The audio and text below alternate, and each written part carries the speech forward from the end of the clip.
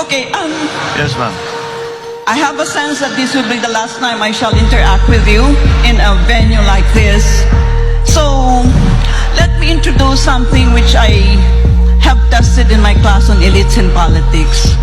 And this involves moving into an area called predicting leadership decision-making. So I hope you don't mind if I give you 3 short questions, but they are related to each other.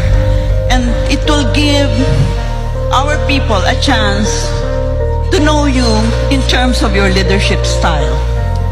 The first question is, do you think that you're basically an optimist rather than a pessimist? Number 2, do you think you are basically a high-risk taker rather than a low-risk taker? You'll notice the 2 are related. And the third question is, do you think you are Machiavellian? Well, the first question is if I'm an optimist or a pessimist. I'm essentially an optimist. And the reason I'm essentially an optimist, because especially when we talk about the country, we are optimists. I am optimistic because our biggest asset is the Filipino people. And I try to be very objective about it, ma'am. I have traveled all over the world. I have not met a better people than Filipinos in every possible.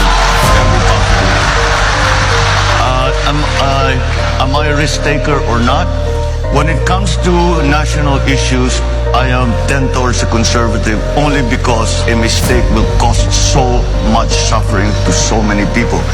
In other words, you have to be very careful with the decisions you make. And it's not something that you do offhand. You think about it very hard. You talk to as many people as you can. And you make absolutely certain that you have done everything that you can possibly do to make whatever your plan is, to make it work. Am I Machiavellian? Well, I've studied him quite thoroughly, and I know very many Machiavellians in my life. But Is it Machiavellian in terms of taking every means to produce an end? Not the other Machiavellian, the bad Machiavellian. Well, certainly, we have to be aware of everything that is going to help whatever it is that you are hoping to achieve. And on a national scale, that means you have to understand very well what the situation is on the ground. Ganito kasi sitwasyon ng mga tao, ito na ngayon sila.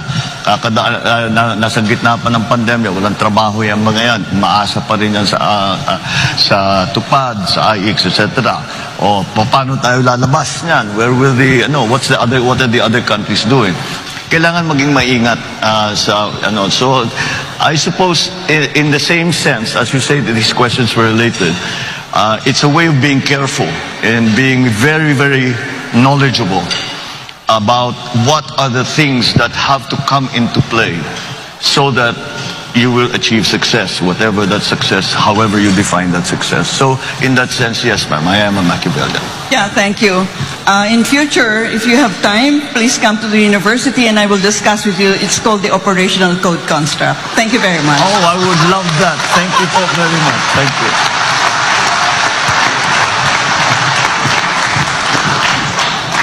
Mr. Marcos, Yes, we all know that your campaign's theme is unity. And recently you made a statement on an issue that, would test your call for unity, because this issue is really polarizing in our country. And I'm referring to your statement on LGBTQ rights. And so my question is, there are a lot of interests that had to be balanced here, especially that even though that we are a secular country, our people, around 80% of our people have really, really strong religious beliefs, and these two things, are always contrary to each other. So my question is, how will you balance the legitimate aim of protecting the rights and welfare of LGBTQ people while at the same time respecting the legitimate interests of religious groups that they can freely pursue their belief on this matter? I don't think LGBTQ issues are polarizing in the Philippines. Honestly. I think we are much more open-minded about it, considering the fact that we are in fact a very Roman Catholic country.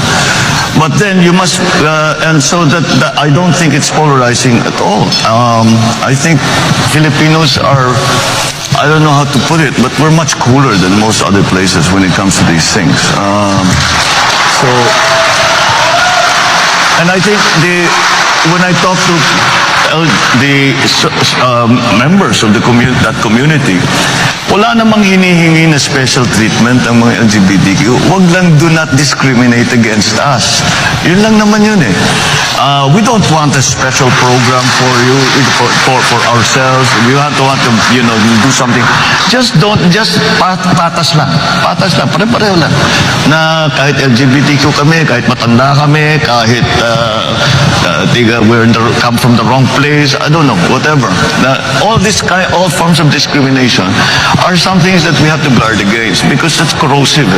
That just gets in the way. It doesn't help. It doesn't help anything.